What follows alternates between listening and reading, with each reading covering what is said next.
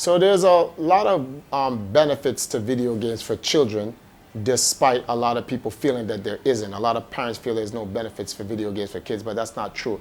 Like I said before, video games help reading comprehension, spelling, reading itself, math, and like critical thinking. There's so many things, puzzle solving. There's so many things in video games that can be used to benefit children, especially at an early age, to help them get into education better. And unlike education then versus now, video games, it grabs people's attention, young kids' attention. We come from an age where when we used to learn, we had to study in a book. And even back then, it was hard for even me to even focus on a book, because you have to focus, you have to clear your mind. And when it comes to video games, it's a big interest. You are automatically interested in it because you interact with it, as opposed to a book. You can't really interact, you just read the book. So games definitely benefit children. If some parents are going to ask, well, what type of games benefit children? Role-playing games, definitely a lot of reading comprehension, puzzle games. There's what's the name of the games that let you react? Fighting games, definitely. Fighting games have a lot of like hand and eye coordination and reaction, comprehensive thinking. All those things are in there. But those are not the only games. A lot of people think when you say video games, they think you're focusing on just like the arcade games or the Xbox and the Nintendo inside of your house. No, there are actual computer games made to just educate you, period. Mavis Beacon and this red dog or whatever, I think it's like Clifford the dog, and they teach you 1, 2, 3s, ABCs, how to spell right, colors, shapes, sizes, all that type of stuff.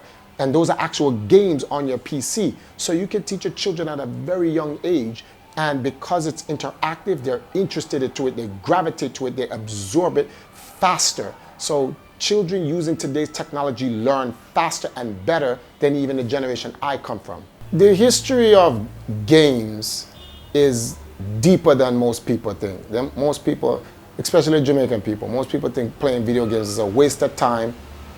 Go find go find a book and read, go get a job, them type of thing. We all heard that line before. Everyone grew up with that line, right?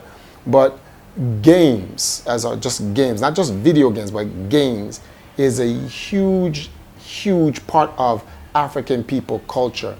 Though regarded as history's first game, there's a game called Senet, right? S-E-N-E-T, an Egyptian game. There's a hieroglyphic of Queen Nefertari actually playing the game.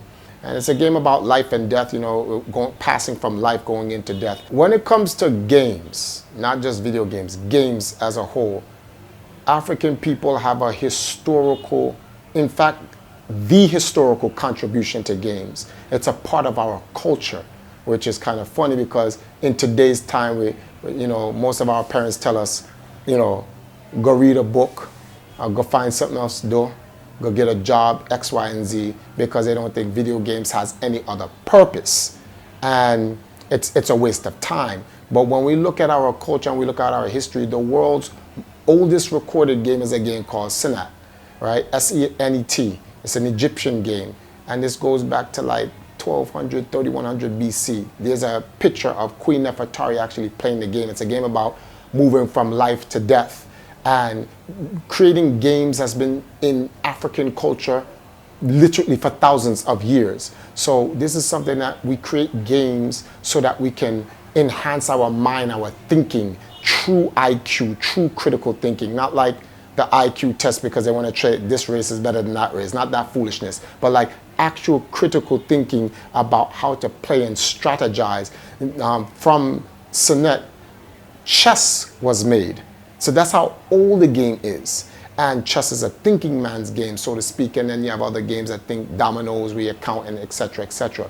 So it's always been a part of our life and our culture for gaming. So much that when it comes to video games, right, there's a gentleman, Jerry, I can't remember his last name, I think it's Lawson, I'm not too sure, but he's the father of the video game cartridge.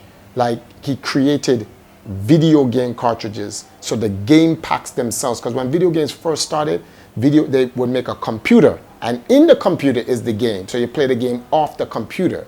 but he created the cartridges that you put into an actual console to actually play, or at that time the old PCs. He invented that, and that's an African man.